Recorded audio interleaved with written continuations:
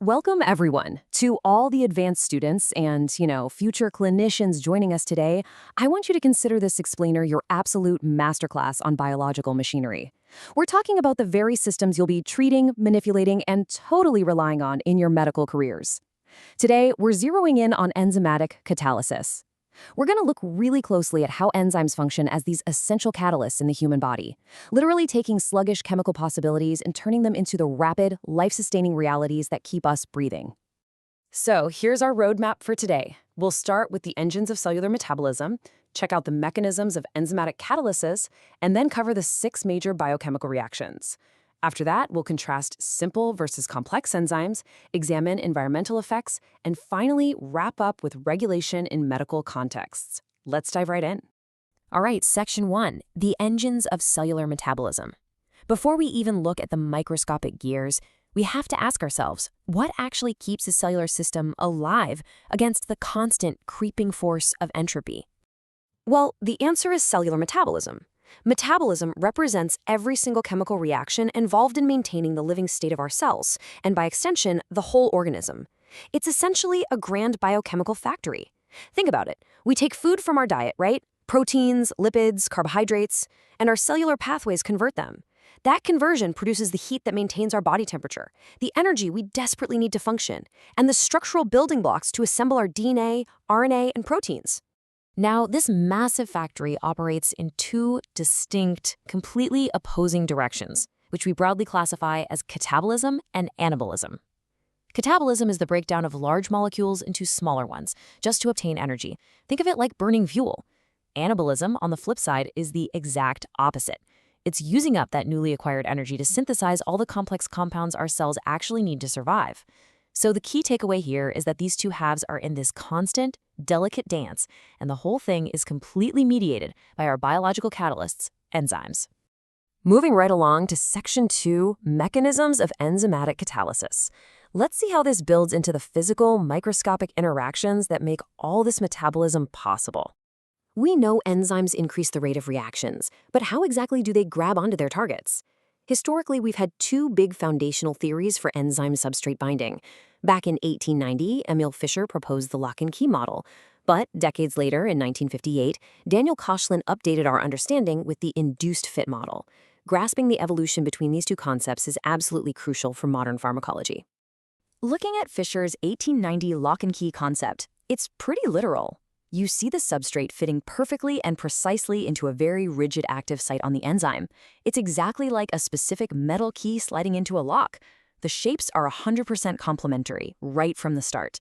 They bind, the reaction happens, like hydrolysis using water to split sucrose into fructose and glucose here, and then the products just release from an unchanged enzyme. Now, I want you to contrast that rigid idea with Koshland's 1958 induced fit model. This one is way more medically relevant to how we design drugs today. Notice how the active site isn't a perfect match initially. Instead, as the substrate gets close, the enzyme's active site dynamically molds and wraps right around it to form a tight complex. The enzyme literally changes its own shape to force the reaction to happen. It's a real game changer. Okay, Section 3, 6 major biochemical reactions. Let's categorize what these shape-shifting enzymes are actually doing out there. Within biological systems, enzymes mediate 6 major classes of reactions. I want you to mentally map these out because they govern everything from synthesizing DNA to producing energy. We've got group transfer reactions, moving functional groups around.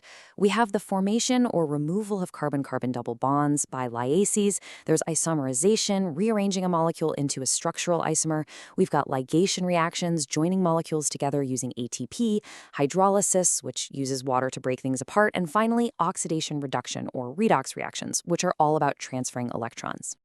To make this a bit more concrete, let's anchor one of these abstract classes to reality with a macroscopic commercial example of lyase action. Making margarine. Liquid unsaturated oils have double bonds. By using a catalyst to add hydrogen atoms, you can see them highlighted in yellow, those double bonds are removed. This creates saturated hydrocarbon chains that actually stay solid at room temperature. And you know what? That is the exact same chemical logic your body's lyases use during lipid metabolism. And when it comes to oxidation-reduction reactions, okay, I gotta share a classic piece of professor humor with you. Because electron transfers always happen in pairs. If one thing is oxidized, another absolutely must be reduced. Just remember this. Leo, the lion, says jur. Lose electrons equals oxidized, gain electrons equals reduced. Seriously, burn that into your brain. It will completely save you on your clinical biochemistry exams. Let's shift gears to section 4, simple versus complex enzymes. We know what the reactions are, but we need to classify the structural complexity of the actual enzymes performing them. So, not all enzymes are just simple, ready-to-go chains of amino acids. Sure, simple enzymes are entirely protein, but the vast majority of the crucial pathways you'll study rely on complex enzymes, which we call holoenzymes. A holoenzyme is an active complex made of an apoenzyme, that's the protein base, tightly bound to non-protein parts called cofactors or coenzymes. Without those extra pieces hooked on, the apoenzyme is basically just a useless inactive shell.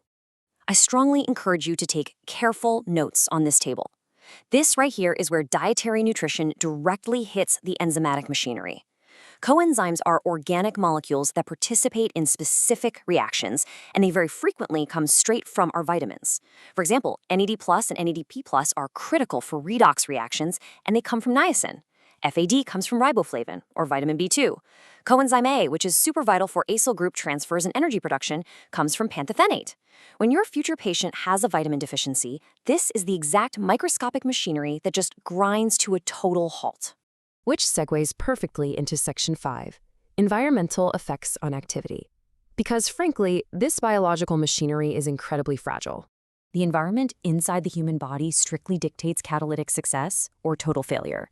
Take temperature and pH. Raising the temperature generally speeds things up, but extreme heat, like a really severe, prolonged fever, causes the enzyme to denature. It literally unravels, loses its 3D shape, and the active site is destroyed. It's a similar story with pH. Every enzyme has a very specific optimum range. If a patient slips into severe acidosis or alkalosis, the enzymes denature all over again. Remember, you aren't just managing vital signs out there. You're literally protecting the structural integrity of your patient's proteins. There are also physical limits to think about based on concentration. Ramping up the enzyme concentration speeds things up, sure, but only until you simply run out of substrate to bind to. On the flip side, adding more substrate increases the rate, but again, only to a certain point. Once every available enzyme active site is filled, the enzymes are fully saturated. At that exact moment, your biological assembly line is operating at its absolute maximum possible speed. Dumping in more substrate isn't going to make it go any faster. Finally, let's bring the whole explainer home with section 6, regulation in medical contexts. Our bodies don't just let these enzymes run at maximum speed 24/7. Cellular activity is deliberately, precisely regulated. This is the bedrock of modern pharmacology. Let's look at allosteric regulation. Instead of messing with the active site where the substrate goes, an inhibitor or an activator binds to a remote spot on the enzyme called the allosteric site. Think of it exactly like a remote control. Binding to this distant site mechanically alters the shape of the active site on the other side of the protein. It either ruins the fit to turn the enzyme off, or it perfects the fit to turn it on. Building on that, look at the difference between competitive and non-competitive inhibition. A competitive inhibitor is basically a chemical imposter. It mimics the substrate and physically blocks the active site directly. Boom, no reaction.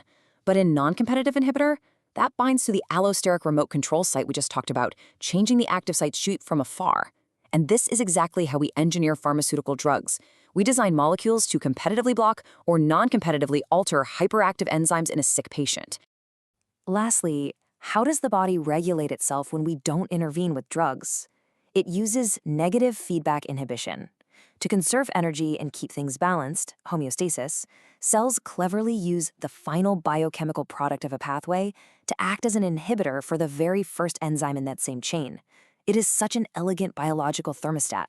Once you've built up enough of the final product, it just automatically shuts down its own assembly line. Which leaves us with this final, absolutely crucial thought. You've seen the mechanics, the shifting models, the vitamin cofactors, and the clever methods of inhibition. These are not just abstract concepts you memorize for a biochemistry exam. Someday soon, when a patient arrives in your ward and their metabolic pathways are failing, when their internal environment threatens to unravel their proteins entirely, how will you use these principles of enzymatic control to intervene and save their life? I want you to keep that question right at the front of your mind as you continue your studies. Thank you for joining me for this masterclass.